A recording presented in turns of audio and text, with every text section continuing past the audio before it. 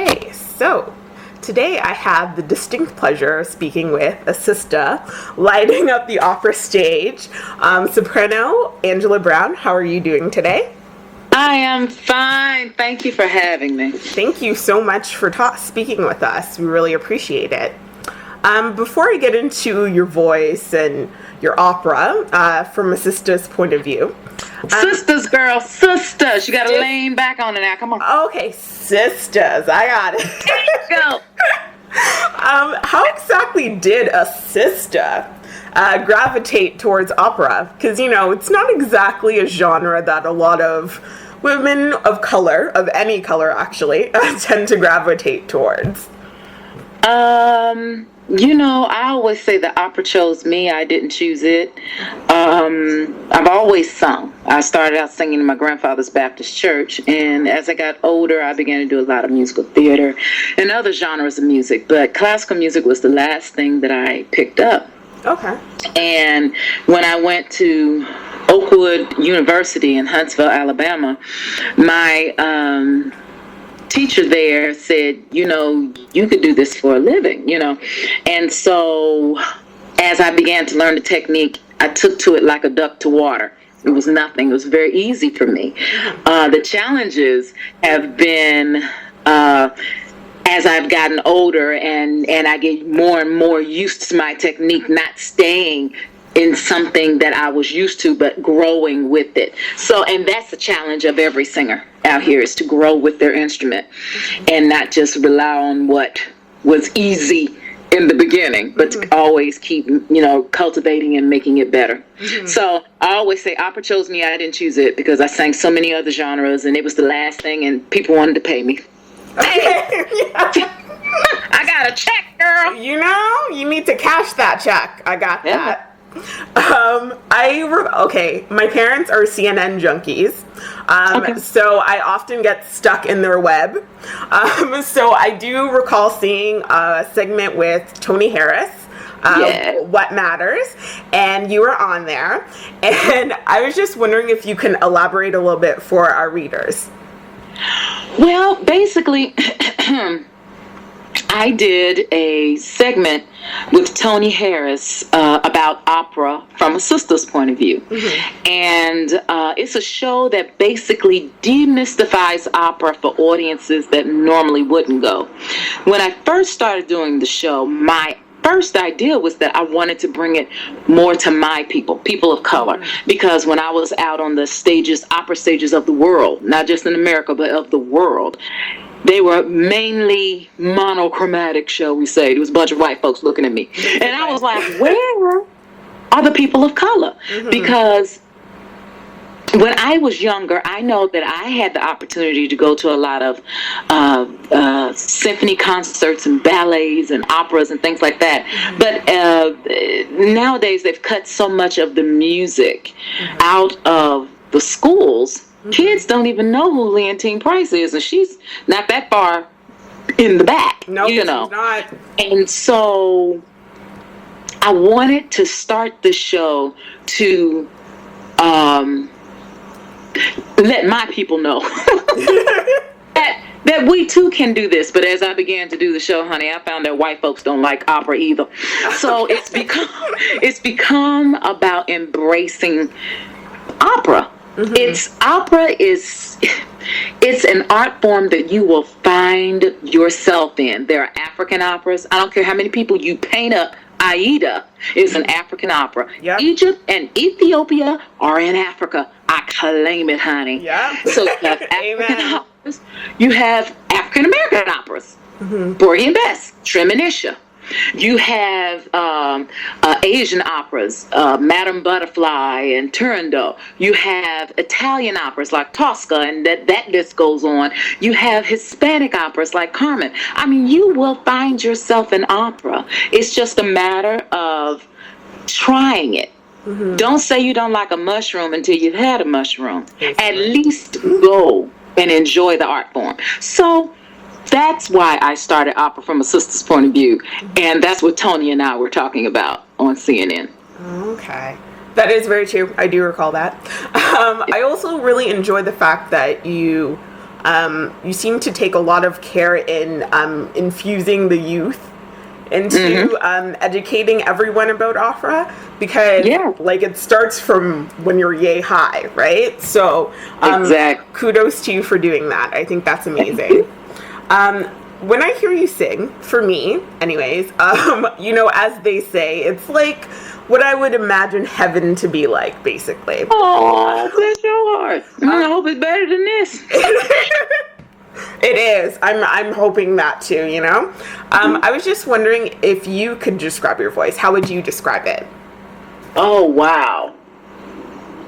You know, it's funny that you would ask me this question, because I was listening to myself sing on some recordings. My very first recording on to this last recording I just did, and I just listen and I hear the development. And I would say that my voice, if I can encompass everything that I had heard over the years, I would say I have an even, smooth middle with high, sparkly tops and a very rich, low, gooey, ooey, chewy, delicious bottom register. It's like a piece of Godiva chocolate melting in the middle of your mouth, girl. That's my voice. Do I like myself, or do I like myself? Look, if you don't like yourself first, how can you expect anyone else to? Hey, that's how I would explain it. Is that it's smooth and even in the middle, and then it has low creamy bottom, and then a high sparkly top, spinny sparkly top. Wow, that is the most yummy description I've ever heard to that question ever. Awesome. Who were some of your vocal influences growing up?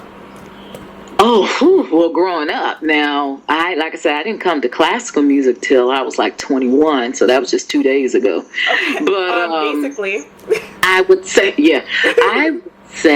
growing up, some of my big influences were like Gladys Knight, Natalie Cole. When she first came out, that 1975, I done dated myself. That 1975 album, Inseparable. Child, she was my girl. Then we go to Broadway, and it was Jennifer Holliday. It was all about Jennifer Holliday, and I am telling you. And they call me Little Jen. And let's see. Then, of course, on the male side, it's like the Stevie Wonders, and I love James Ingram, and what is that guy from LTD, Jeffrey Osborne, could sing, and Luther Vandross, child, can't leave out Luther. And then groups are like Earth, Wind and Fire, and the Commodores, and there's another group. Well, those are the ones that come to mind right now. But as far as my classical influences, because I believe, and then gospel is Milton Brunson, it's the Hawkins family, all of them, all them Love Alives, Tremaine and the Clark sisters. I mean, come on now. I believe in building a voice, you have different influences, and I believe also that is one of the reasons why I am sought after and I can fit so many bills, is because I never let go of all of my influences. It all is part of making up me and my voice, because when it comes to classical music, I tend to go towards the voices that are not necessarily so sterile sounding. They're more varied, and they're more bel canto. They're singing the meaning of the words, like your Maria Callas's and your Leontine Price's, of course, is my biggest influence. The Jesse Normans, the Kathleen Battles, the Renata Tabaldis, and Virginia Zayani, who was my teacher. I mean, to have all of those influences in the same soup, the same stew that I came out of, which was a heavy R&B gospel thing, and then to put that, it's just going to make me, to me, a more well-rounded singer, because then I can appreciate all genres. I can appreciate where you're coming from, and then when you are portraying a particular role, that means there needs to be whoever she needs to be. If you're drawing from, you have somewhere else you can draw from, especially if it's a situation where, you find yourself like Aida, a young woman who is a captive in a strange land.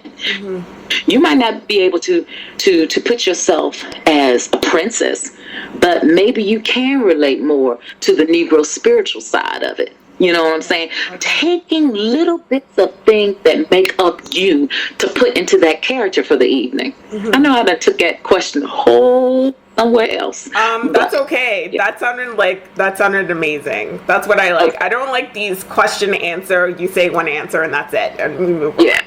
At least you give a very meaty answer to it. Okay. Good. Something I can work with. I'm leaving you full. Okay, you're going to be like, I don't want to know nothing else about that heifer. Nothing else. I'm tired. I like to eat, so that's fine. Sorry. Do you have a vocal routine? I'm assuming you do. And if so, can you tell our readers about it, please?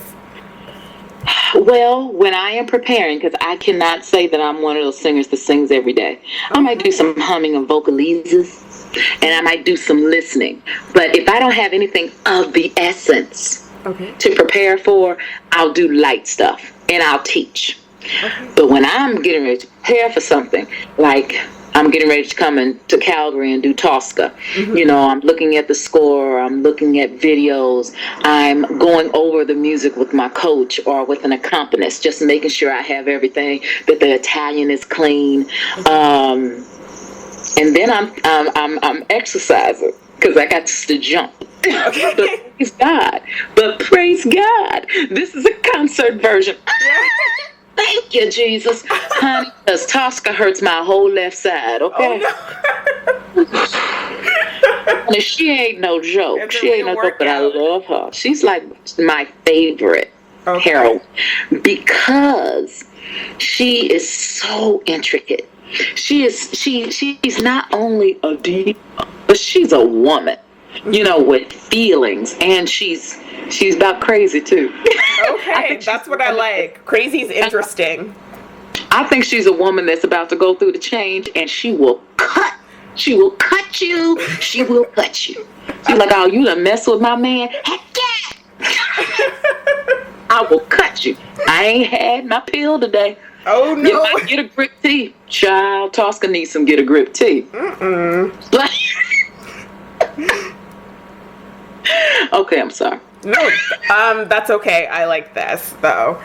So that's my routine. It's very light until I get closer to having to go to the actual job, and I will train more and train. And then once I get there, it's like you're singing that role every 5 seconds. So I'm with the coaches there.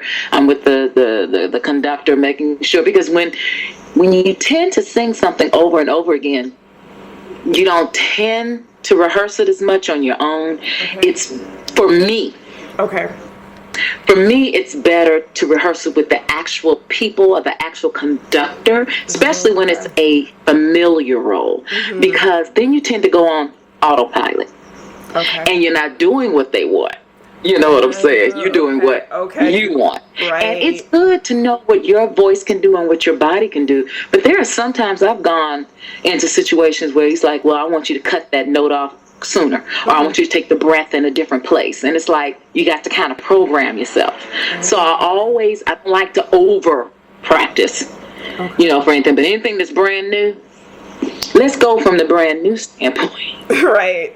Okay. That is a process, and it normally for a new role, it can take anywhere from, you go through the first 3 months just adjusting to the role in your voice.